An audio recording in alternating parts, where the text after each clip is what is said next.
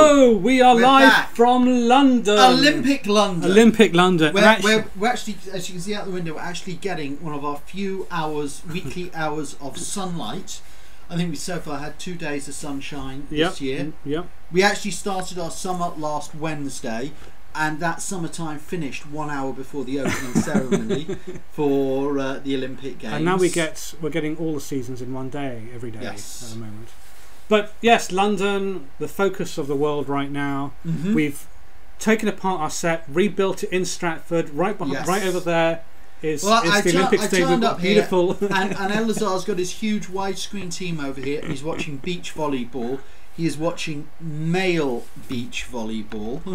Well, we're waiting for the women's match because I think Team GB are up soon. All right, yes. So we've got to support Dampney and Mullen, their names are. Oh, right. And they won against Canada, but they lost against Italy. So they need to win against Russia today. Yes. Or is it tomorrow? I can't remember. I think it might be even tomorrow. Otherwise, they're out. But they are ranked 37th in the world, so our hopes of getting a gold in beach volleyball are quite slim. But today was a good day for our teams, and yeah, we got some gold today. Finally got some gold. Yeah.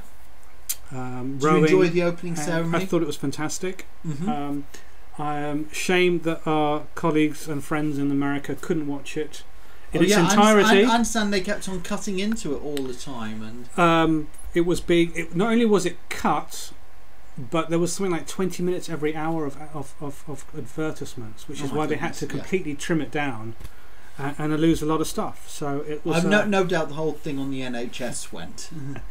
Yeah, I wouldn't be surprised. Yeah. Wouldn't be surprised. Yes, it's a bit too left wing. Because what is it? You know, when I speak in America, it's kind of like somehow it's just seen that idea of national health care for people is just seen as something evil, and yes, I have no real understanding or concept. But anyway, so we are here for our usual stuff. We will be obviously. The big movie of the summer is Dark Knight Rises, so we will be talking about that at the end of the broadcast, because for those who haven't seen the film yet, may want to skip it because of the spoilers if we mention certain things in the review. But of course, our usual mix of various web series and videos, starting with episode 1 of a new series called Jedi Camp. Yes. And here is a clip.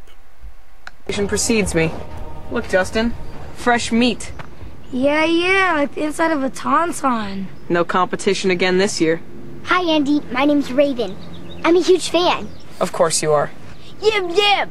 Interesting. Sorry, he thinks he's an Ewok? He acts like he's a baby. I'm not a baby. I'm a Padawan learner. I'm gonna be a Jedi like my father before me. Good luck with that. Justin? Coming. Is it me, or is that guy a real jerk?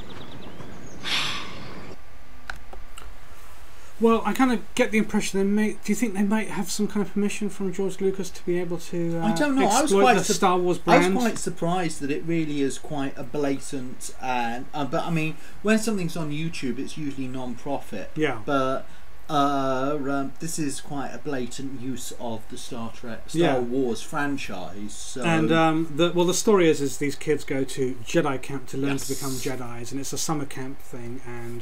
But the actual message of the series, from what I understand, is it will be an anti-bullying message. Yeah. And of course, which that mean why George Lucas may turn a blind eye to it, or has given a blessing to it. Yeah. Series for kids, I think it's probably a good idea. You know. Plus, every geek, everybody. There's something Star Wars is that, you know, even beyond Star Trek or Doctor Who or anything like that, everybody has a universal Star Wars geek in them. It's that one thing that's kind of like here, everybody. Indeed. And of course, there are fans of the 70s and 80s who have kids probably of this age who would be watching this because you know, the dad will say, "Hey, go and watch this," because that's that terrible nightmare that any adult our age, when you introduce your children to Star Wars, what happens if they like Jar Jar Binks? What happens if they prefer the new trilogy to the original trilogy? Well, of course, there's no reason why they wouldn't, because it's, as far as they're concerned, it's got more explosions, bigger effects, more creatures. giant monsters. But it's still that. But and as I think I've said before on this show, I actually view it, if you've got kids and you haven't introduced them to either Star Wars or Doctor Who, in my opinion, that's a form of child abuse. And I think if I met some parents and they had 6 or 7 year old kids and they said they had their kids had not seen Star Wars or had never seen Doctor Who, I would probably call social services. Well, yes, that's obviously up for debate. There's no debate to it. There's no. It's black. It's white. If you've got kids, you have to. Certain things you have to do. You've got to introduce them to Doctor Who. Got to introduce them to Star Wars, and you've got to introduce them to Marvel Comics. That's what you got to do to any growing kid. And of course, with the kids these days, the kids of the age that are in the story of Jedi Camp, for instance. I mean, for them, their actual favourite Star Wars might end up, of course, being the cartoon series. Yes, Clone Wars. Yes. Because it's got cuddly creatures and it's got a good Anakin. And and I think they're on their 5th season. It's like, and I think it's going to be the last one. At what point will he turn bad? It's just like, come on, they're dragging out a bit. You're kind of waiting for him to do something, but it's just every week it's the same thing. Let's go and rescue some poor people over here from the robots, and it's I don't know. It's I'm assuming it's not canon, but I'm sure. Oh no, it's all canon. It's all part of canon. So yes.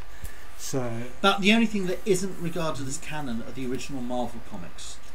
Right. Everything else is canon, including the Ewok Adventure. I believe the Ewok Adventure is canon. Oh, okay.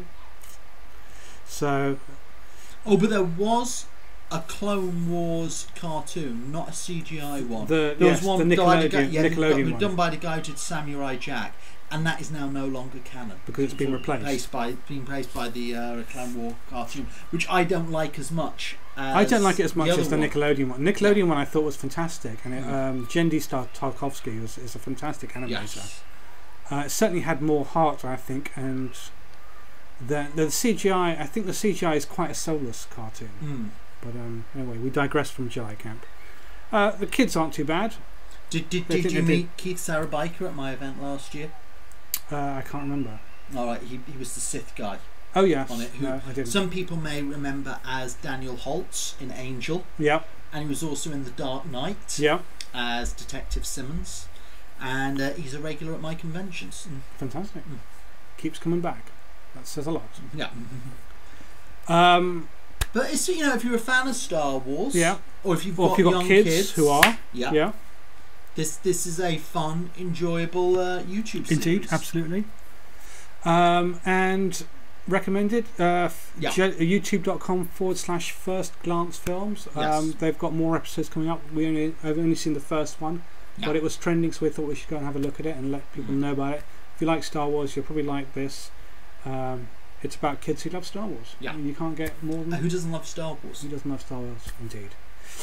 Now, as I turned around and said, all kids need to be introduced to Star Wars, and all kids need to be introduced to Doctor Who. I also said Marvel Comics, but maybe one Marvel comic character who's for a bit of the older variety, maybe not until you're in your late teens, is of course the Punisher. Indeed, absolutely. And as a lot of us know, the Punisher is a fantastic concept.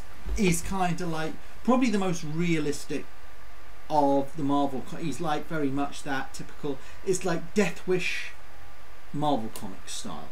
Yes. He's kind of. It's a vigilante. It's a proper vigilante. It's a proper vigilante. He does have a bit of a costume, but it's a kind of like. It's still a kind of like realistic kind of costume. Well, I mean, of course, I don't know what it is nowadays, but of course, the original costume would look silly on film because he had the white boots and the white gloves. They've more kind of like changed that till now. He's got a big long leather jacket. He's still got that skull there, but it's a bit more acceptable. But the Punisher, they've tried to do him as a film 3 times. 3 times. You read the comic book. It's one of those you'd think that out of all the Marvel comics, it would be the easiest to do. And what's been funny is the second Punisher film with Thomas Jane. Yeah. And then the one with Dominic Wester's Jigsaw and Punisher Warzone with what's his name from Rome, forget the actor's name, and who's in Thor. Yeah. It was like both of those, they said we're going to right the wrongs of the previous Punisher films, and both those films actually had me wishing Dolph Lundgren was back. I mean, it's like they're like with each Punisher film they keep on digging their hole. And it's funny though that Thomas Jane, when they wanted him to come back for Punisher Warzone, he looked at the script and he refused. And that's why they had to recast the role. He said, if you want me back, I want a decent script. And Thomas Jane has actually always been very, very vocal in interviews and when speaking with the fans and that stuff like Comic-Con about saying, you know, why can't they, for an action movie, why can't they do action movies like they did in the 80s with Mad Max and Escape from New York, and why can't they get the scripts right, and why can't they get the characters right, and why can't they do it properly? And it's kind of like he's just put his money where his mouth is. Yes. And he's done this Punisher short movie which actually kind of really gets the feel kind of right to it. So here is a short clip. What the fuck you doing here? Laundry. You like breathing?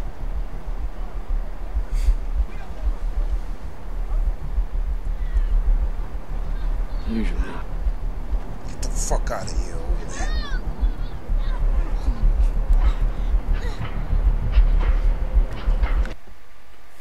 So that's a very short clip. After that, it gets extremely bloody. That's all we could show because this is a family show. It's not recommended for kids. Yeah. Despite the fact that it is based on a Marvel character, it is for adults. You want to know something? For a short movie, I mean, it looks great. It absolutely looks really well shot. This is hugely professional looking. I'm curious to know how much it cost to make. Not only is Thomas Jane in it, you've also got Ron Perlman. Ron Perlman, absolutely. Who turns up and does a great little cameo. Great bit of acting from him as well. And it is a fan film. It is not endorsed by Marvel at all, so it's not an official Marvel. You want to know something that I'm sure when Marvel view it, but it's kind of like it's done in a way that it could be the Punisher, or it might not be the Punisher.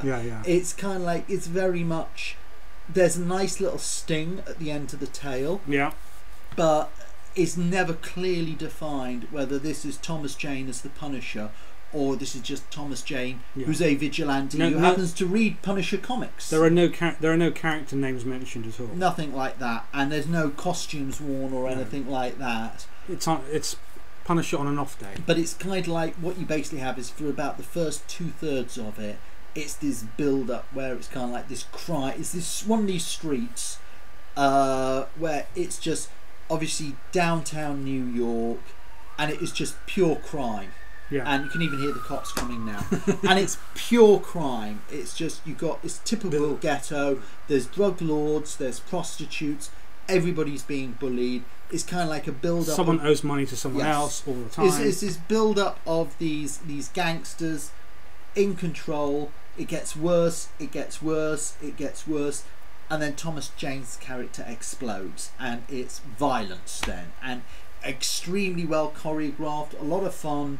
A bit of that awful thing that is now becoming a bit too common, of that CGI blood, which like for some reason they've never been. It started with the last Rambo film, and it never looks realistic for some reason. It looks awful, and it's the stock of YouTube videos, because no one actually does real live effects on YouTube videos. They always use CGI. And so you see a lot of CGI blood in Freddy Wong videos, for instance. We see it, But this is, I mean, because they use a lot of blood on this, and it has to be quite splattery blood, it's far more apparent to me that it's CGI. That was the only thing for me that let it down, because also because everything else was done so realistically. It was very gritty. It was really well shot. I loved their choice of filters that they had used. Great atmosphere. You had Ron Perlman turn up and really just steal the show with his really gritty performance there. And then when the action sequences, they're fantastic, but you suddenly have the CGI blood in there, and it kind of takes you out a bit because it just looks naff. Yeah, no, sure. Yeah, but it's a good. You know what? If they make some more of these, that would be great. You know, you can have almost like a little unofficial Punisher it's web one of those series. Things that you could just see. I mean, Marvel have apparently got the rights to the Punisher back. Oh, really? And you know, maybe they should just turn around to Thomas Jane and say, you know, on the strength of this, I would be happy for them to say to him, "Here's the Punisher character. Go make a proper. You know, you reckon you can make a film of it? Go away and do it." Yeah. I mean, it is a difficult character when you integrate it into the Marvel universe. I mean, yeah, I think if they do a Punisher, it needs to be his own thing. If they do a Punisher film, I wouldn't want to see it connected with the Avengers or something like that. It's too dark. It's too gritty. Realistic. It's too gritty. You couldn't do it family friendly like the Avengers. I think any Punisher, and he's not a superhero. Yeah, I mean, if you're going to do a Punisher movie, I think any Punisher film should be done on a low budget, and basically they should just say this has got to be. It's got to be the superhero version of Death Wish. Mm-hmm. So it's got to have, you know, gritty criminals, a gritty hero, and uncompromising violence, and it's got to be R-rated. And you've also got to feel that he's mortal and can be hurt and can be killed. And you've got to keep it on a budget of something like 10 or 20 million, which you could do for a good action movie, and keep it R-rated. And that's the way, in my opinion, you get a Punisher movie done properly. I never quite liked the way he ended up being in the comics, and the fact that he seemed to be superhuman in a way, that he always could get the better of real superheroes who had more power than him, you know. And it's like he is just a man with a gun. Yeah. At the end of the day, or lots of guns. He's a man with a gun. He wasn't even special forces. I thought he was special. He was in Vietnam. But he was in Vietnam. The original part. He was in Vietnam special forces. Became a cop. Comes back. His wife and kids get killed. Yeah. And then he goes off against it, and he's had all the training, yeah. and he's got the guns, and he has no fear. He has nothing to live for, except for seeing punishment. Yeah. So he can walk into a room filled with criminals, and he has no fear, and that's what the Punisher's about, basically. And you know, I think Thomas Jane's done the fans proud. Yeah, with this. I mean, so, you can see why it's become so popular and quite viral. But yeah, you definitely want to see a bit more of his character. You know, it's interesting. Cool. So that is youtube.com/Adi Shankar Brand. ADISHANKARBRAND.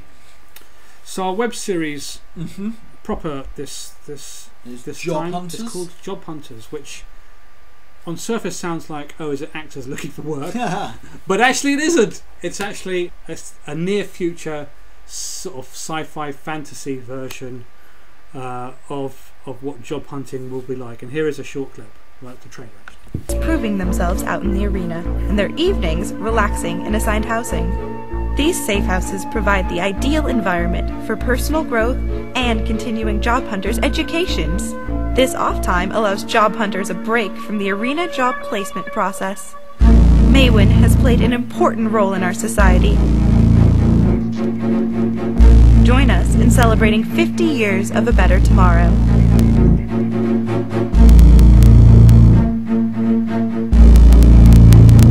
And remember, you just may win.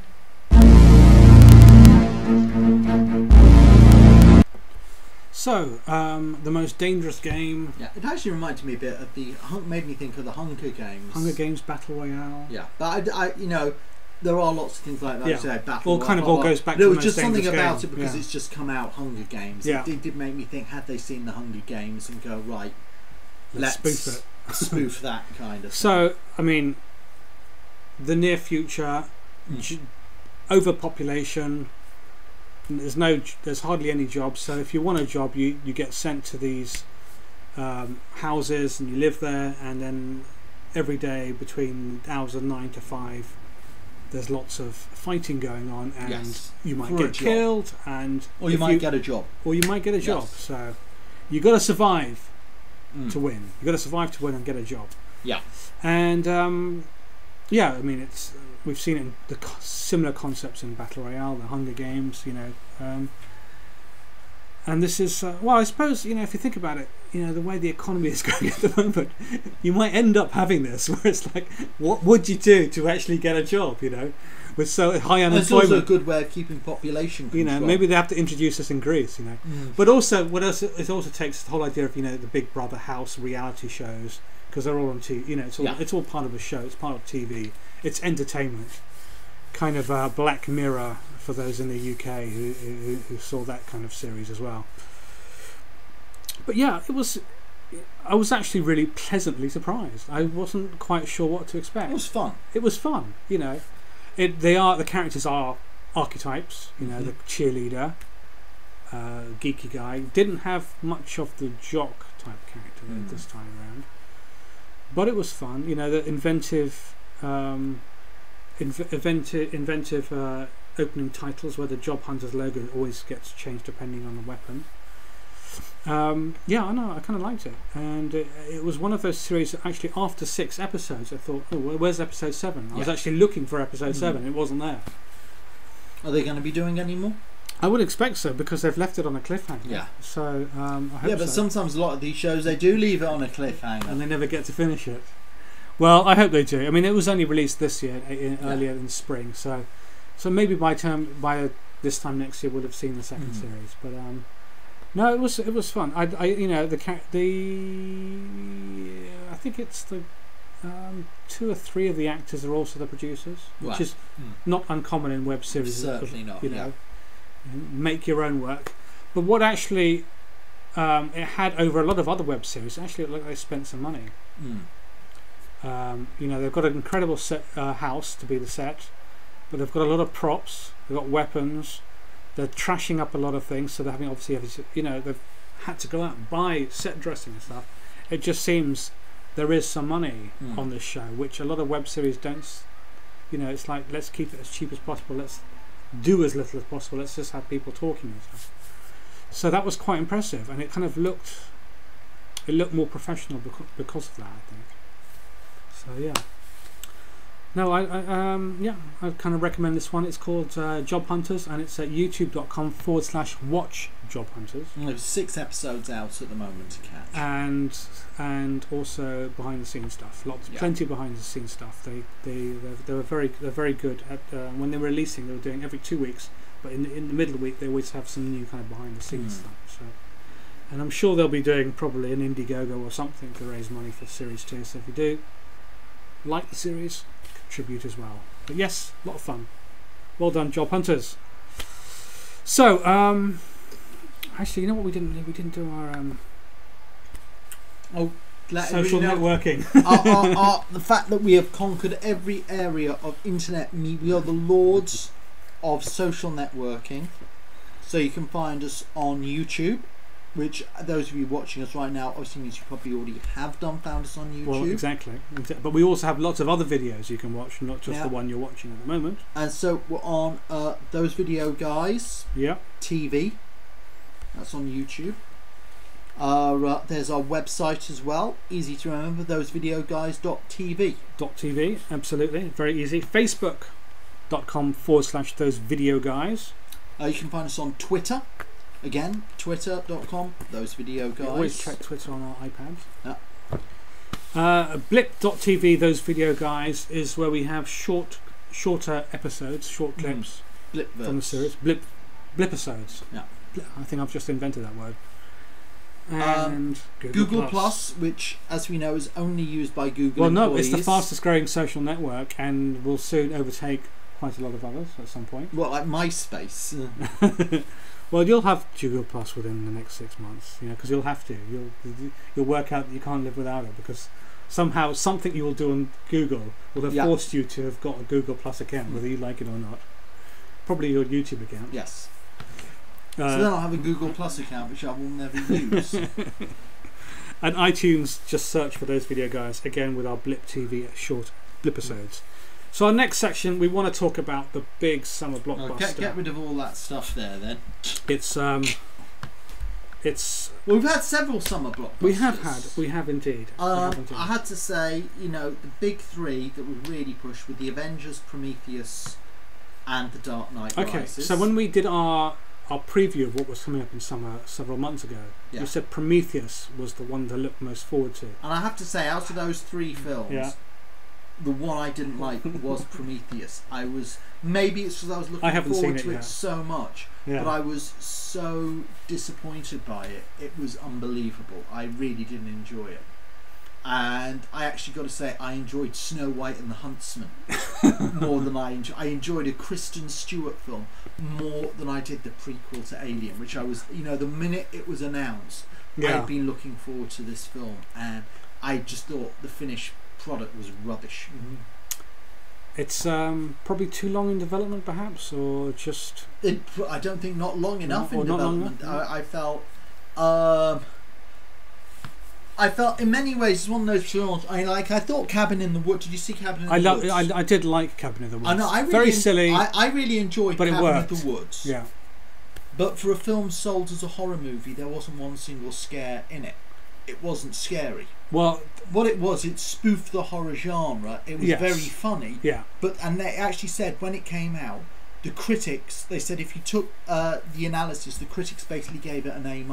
Yeah. But when they polled audiences leaving the cinema, in America, they're all very disappointed and effectively gave it a C. And they reckon it's because people in America went to see it expecting to see a horror movie, and instead they kind of like got this funny deconstruction of horror movies which didn't have a single scare moment. And Prometheus is not scared. There's not one single scare in it. It is a prequel to Alien. It's saying that Prometheus is separate to Alien but has got some alien DNA in it is like trying to say Star Trek Voyager has got nothing to do with Deep Space Nine. It's they exist within. They're using the same spaceships. They're using the same. It's totally within the same universe, but I found very script-wise very lazy science fiction. And in terms of the directing by Ridley Scott, you always expect something spectacular. Yeah. And to be quite frank, Michael Bay could have directed it from the way it looked. Well, that's criticism indeed. There are moments in it which are just shout out. When you see a film and something in it just happens that's so blatantly stupid, you just want to shout out. There's kind of like things happen in this film which they couldn't get away with in a Friday the 13th film of that level of stupidity without audience members screaming, "That's stupid." And if you've got a giant spaceship rolling towards you, you don't run within its trajectory, you run around it. Or there was just so many moments like that in the film. It was just, I found appalling. Really bad. Whereas on the other hand, The Dark Knight Rises has probably been the film I've enjoyed most this year. Okay, so we will talk about The Dark Knight Rises now, and we will add to that before. Alazar wants to discuss spoilers. We're going to talk about certain plot things, and so if you haven't watched it, there will be some spoilers or potentially spoilers.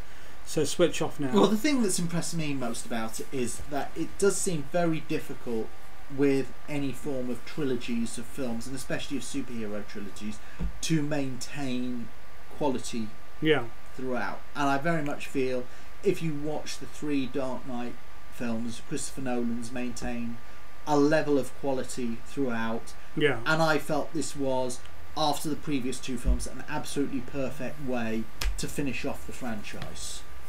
I mean, the only thing about between 1 and 2 is obviously Gotham City looked completely different between 1 and 2 because obviously they filmed it in 2 different countries. Yeah.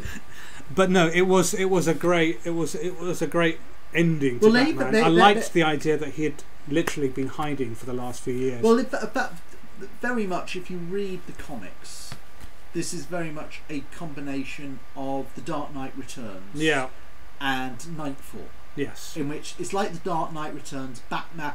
In Dark Knight Returns, Robin is killed, and Batman, as a result of Robin's death, retires for 10 years until he comes out of retirement. And this because of Rachel's death in the previous film, and because he's created this ruse over the death of Two-Face, Harvey Dent. Yeah. He's had to retire Batman, and he hasn't been Batman because he's a wanted man. Yeah. For 7 years. Yeah. But it's eating away at him and Commissioner Gordon, that this new piece they brought to Gotham is effectively founded on a lie. Yeah.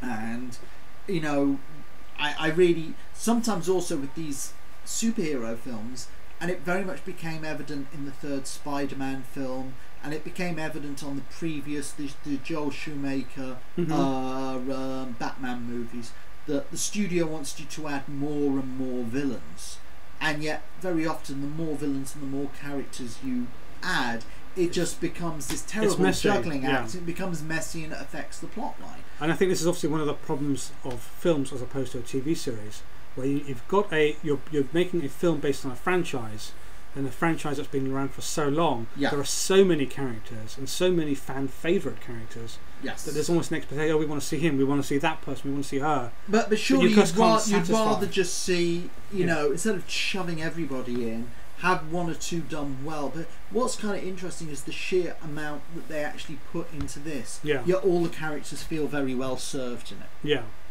You know, I felt this was, you know, Catwoman I felt was treated fantastically in this. So was Bane. So you got two, you know, two potential villains. Although Catwoman's really, she's more of an ally and friend of Batman. She ends up being an ally, but she's self-serving. She's self-serving. But it's her character which kind of like brings Batman out of his shell. And actually, Anne Hathaway was actually surprised me. Oh, I felt when she was cast, I had this sort of dread, saying, "Oh, well, I stunt casting." There was something about the chemistry between her and Christian Bale. That I felt the two of them were great on screen together, and you genuinely did want the two of them. And I did like her costume was almost a tribute to the 1960s. But it also TV series. It was in the style of the 1960s series, but at the same time it looked practical. Apart from the high heels. But the cat ears, which became the cat ears actually made complete sense. You know, became her visor, which is brilliant. It was actually her visor, so it made absolute sense. She had they looked and they like never cat once ears. Actually called her Catwoman. She's never called Catwoman in it. But she's obviously apparently she's the cat burglar. All you see is references to the cat on the newspaper headlines. That's right. But she's only ever called Selena. And the visor, Clark, which are designed in the style when it goes up, looks like cat ears. Look like cat ears. But yeah, she's a cat burglar. So, but yeah, I thought it was a great character, and her story arc I thought was done quite well. The way they had to hammer home the whole idea of, oh, so you want the you want to lose your identity, you want this removed and that removed. It's like, okay, we understand what she means. You don't have to spell it out every single time. That's it though. One thing I love about Nolan films is when you go and see them, a lot of other Hollywood movies, when you see them, act like you're stupid. And Nolan films never seem to behave like they think you're stupid. They think they will throw a concept at you, and they assume you understand. I mean, I can't help but feel that if Christopher Nolan had directed The Matrix, it would have been half an hour shorter, because there's a half-hour very boring segment in the middle of The Matrix when Lawrence Fishburne describes in absolute intricate detail this is the plot, everything about these. Like, no, we're going to stop here. This is exposition. This is what The Matrix is. And it goes on for half an hour. And it's fine when you see it for the first time, but when you see for the Matrix for the second time, it's awful, that sequence. It just, and you would never get that at a Christopher Nolan film, because Christopher Nolan, you're given a concept and he assumes you understand it. And you know, I've never had any problems with his films, and that's one of the things I love, that you're not sitting around. And this film's 2 hours and 40 minutes. It's long. It is. And it is very long. I didn't feel it was long, because I felt it starts off slow, but it starts to, as it goes along, constantly cranking up the pace. And but there were, I mean, the whole thing when he's in the pit, and he has to escape. I mean, that is quite long, and it was like, it's obvious from the start that he's only going to do this when he removes the rope.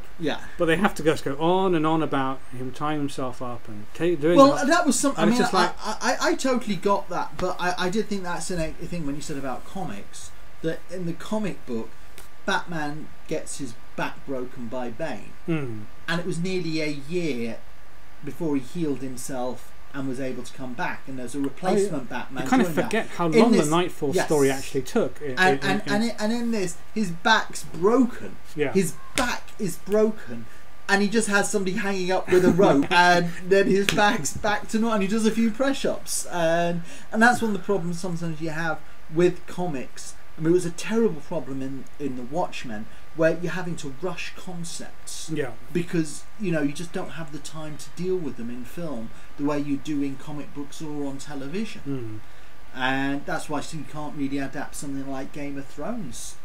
Could not have been done as a film. I'm actually reading the second book at the moment, and actually it's just not even the same as the series. I mean, the series has made their own version completely, whereas the first book and the first series kind of mirrored each other quite well. The second book has just been completely rewritten. Well, they've said they're going to have to. They say it's going to get worse as it gets to each one, because you're talking about books which are about 2,000 to 3,000 pages thick. So how else do you adapt them properly? And I mean, that is also one of the things I think that has been great about Nolan, is he's actually one of the first people to really achieve this really well with comic books. The big problem you have with comic books is you either have these filmmakers who have no respect for the original comic book source. It's just a paid job, and they just come in and you end up with a film like the original Judge Dredd film, or like the League of Gentlemen, or something like that, or a Michael Bay film, but has he done any comic book? He hasn't, ones? But I mean, but you really just get the impression they had no respect for the comic book. But then on the flip side, you get a film like The Watchmen, where you feel that the creators had so much respect for the comic book that he's tried to adapt everything, and not everything's going to work in terms of a film. Sure. And whereas I feel with these Batman films, Christopher Nolan has had respect for the original Batman mythos and concept, but he's been very much what will work as a film, what is going to work within the medium of this. Well, I've got to say, out of his 3 films he's made, I feel this one is, out of the 3, the ones that's actually closest to the concepts in the comic. Right. I felt that the Catwoman in this, Bane in this, things like that are much closer to the comic book, whereas in the previous film the Joker and the Scarecrow and Batman himself were a lot more removed from their comic book counterparts. Yeah, no, sure. And I also did feel there were certain concepts in this that he did which were very much kind of like those crazy things which can only exist in a comic book world, like having an entire police force trapped in the sewers for 3 months with the bad guys dropping food down a hole for them, and you can think, terrorists would have just killed them. Why didn't they just kill them? That is one of the things you kind of say, why are they still alive? Well, that's one of the things that would happen in a comic book, but in a real world movie, the terrorists would have just killed them. But now, what do you think? A lot of people have said, is this Christopher Nolan having a go at the anti-bankers and the that kind of movement in America? And that's an interesting one, isn't it? So, I mean, Bane's mission is to basically destroy everything that's to do with the running of Gotham. But he keeps on talking about. He says, people themselves. Take back Gotham and everything. But of course, they're not. He's got effectively a martial law. That's running Gotham. And the people themselves. We all see this stuff that's very much taken out of Tale of Two Cities, these French revolutionary type things. Of the revolutionaries going into rich people's houses and ransacking them, and of sham courts going on, and people huddled up in town halls and things like that. And that was a very nice touch, by the way, having Scarecrow being the judge well, not necessarily the judge, the executioner really, in the sham courts. But it was because everyone who actually is taken to the sham court is actually already guilty as far as they're concerned. So it's all about sentencing. And you all get the same sentence. You all get the same sentence, yes. Which of course, I don't know. You kind of think maybe that role would have been Heath Ledger's cameo. Do you think if he'd still been alive? It's almost like a Joker kind of thing to do. I can't see the Joker kind of doing that. Actually, I think the Joker. No. I think if the Joker had been around and let out of Arkham, I don't think he would have teamed up with Bane. I think he would have been out there doing his own kind of mayhem. And I can absolutely see Scarecrow teaming up with, which is what he did in the film. But I could see Scarecrow being a part of this revolution, But the Joker, I think once he was let out of prison, he would have just gone off and done his own thing. I think he would have been as much a problem to Bane as he was to the authorities. I think the Joker's his own kind of force. But I think if Heath Ledger had lived, I think we would have seen the Joker represented some way in the film, in the way Scarecrow's being represented in each film. Yeah. I think we would have seen him back somewhere. You won't, I don't think would have been the driving force of the movie. No, he definitely would have had some form of a cameo. Yeah. But okay, so well, of course, the big reveal at the end, which maybe it's a big reveal, or maybe it was pretty telegraphed. I think it's pretty telegraphed if you're a fan of the Batman comics and know the Batman mythos. And there's always a reveal, there's got to be some kind of reveal like that. So for me, the fact that they were constantly going on about Ra's al Ghul all the time, I was like, I bet she turns out to be Talia. Yes. Ra's al Ghul. Talia Ra's al Ghul. And I mean, I guess that the soldier was Ra's al Ghul was also pretty obvious as well. Right? Yes, that was obvious. The one thing I didn't like, and it was one thing, but I only thought about this after seeing the film. It didn't affect my enjoyment of watching, but I thought afterwards was that Bane had such a fantastic build-up. Mm. And then at the end of the movie, everything that kind of made him cool was kind of like, in his term of his dark origin, was kind of taken off him and given to Talia. Yeah. And so we don't even know who he is. Yeah. Bane suddenly just became this henchman to Talia, which almost made him as bad as when he was just a henchman to Poison Ivy in Batman and Robin. The Bane of the comics wouldn't have been a henchman to anybody. Well, no, because he was the Bane in the comics was the leader of his particular gang, wasn't he? And he was instrumental in creating the havoc of the Arkham breakout. Yeah. Do you think it's a shame we didn't actually have an Arkham? It was just a Blackgate prison. I honestly don't know. It would have been nice to have it referred to as Arkham, but it's difficult to say. And creating this new character, Blake. That was one thing. In terms of it was a really cool. That was like one more surprise at the end of the movie. One more, but at the same time, this is a different character. It's not this isn't Robin was Dick Grayson. Then there was Jason. I mean, there had been. And this was just a character whose name had been Robin at one point. It's not necessarily Robin. As a character. But it is all set up at the end of the movie. He's gonna, in some way, continue on Batman's legacy. Yeah. And it was kind of interesting in this that, Batman, Catwoman have retired. Can people like that ever retire? Well, no, and not only do they've been leading a lifestyle like that. They appear to retire, but they appear to be an item as well. After having hinted that Catwoman possibly might even be gay, she's sort of swanning off to have meals out with. I think definitely Bruce Wayne and Selina Kyle definitely definitely would have gone off with each other at the end of the movie, but they're also theoretically they're both broke as well. They're both broke. What are they going to do for a living now? And he went, yes. Well, you could have an hour sitcom where she always wants to steal things and he's always trying to stop her. So what next? I mean, this is it. Nolan's told his story, 3 films. Yeah. 2 funny stories I was told recently that.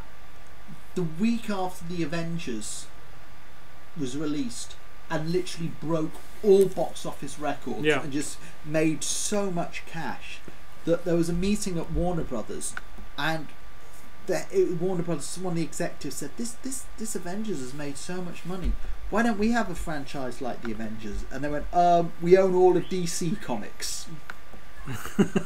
And then the other story was within 2 weeks of the Avengers being released, the executives at Warner Brothers who put the can on Joss Whedon's script for Wonder Woman were quietly fired.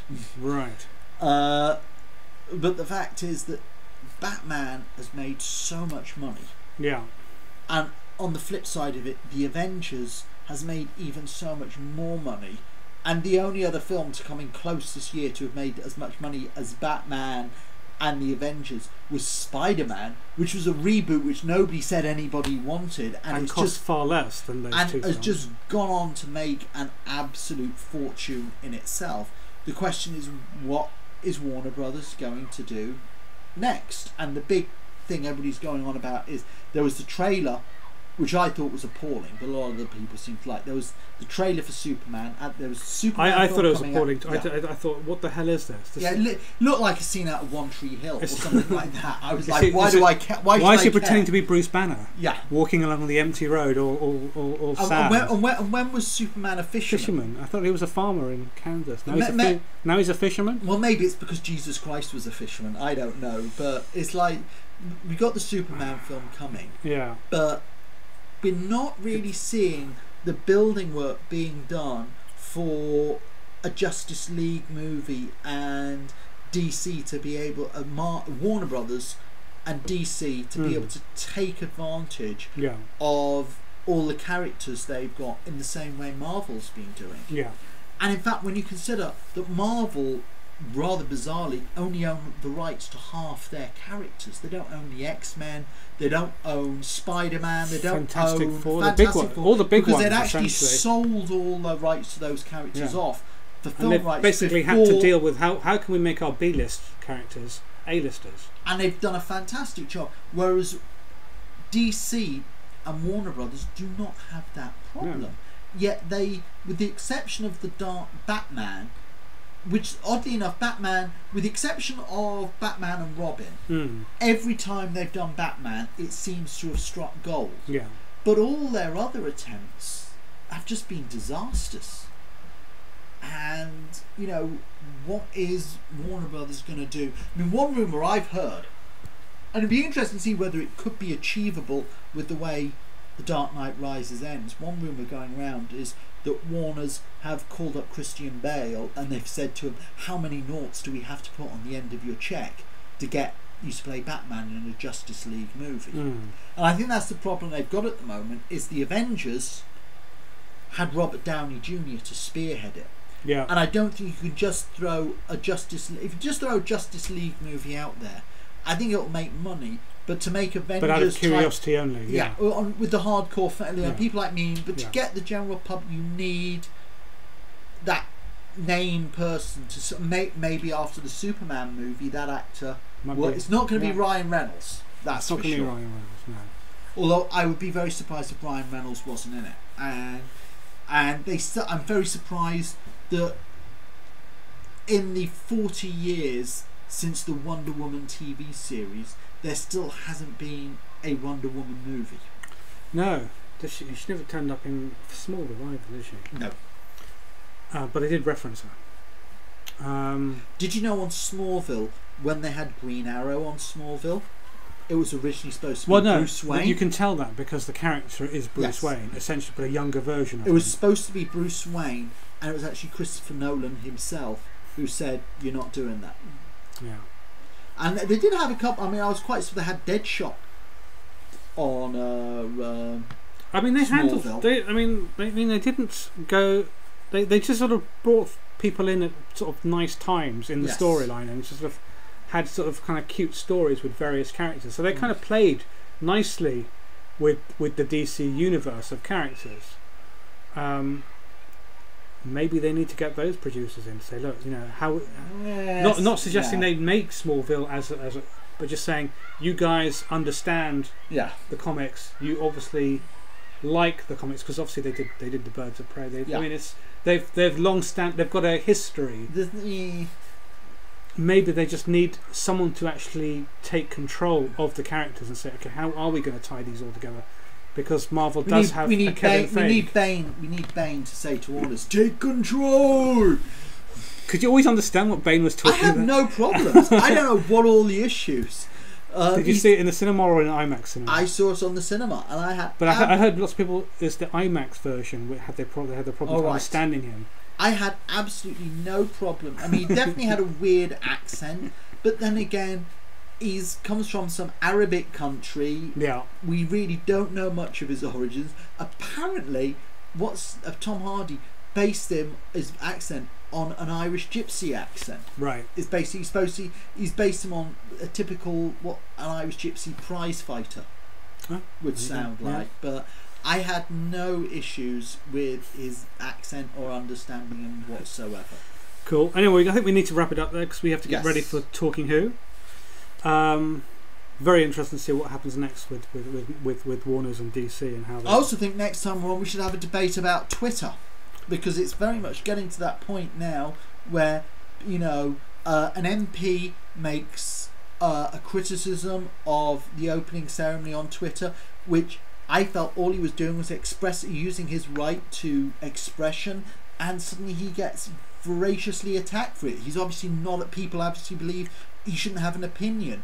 You then have people bullying Olympic swimmers and so forth, and then being arrested. I mean, I think the guy was so wrong for what he did, but then arresting them for it. And then you have this court case over a guy who makes a tweet about Robin Hood Airport, and it just makes me think, where are my tax pounds going?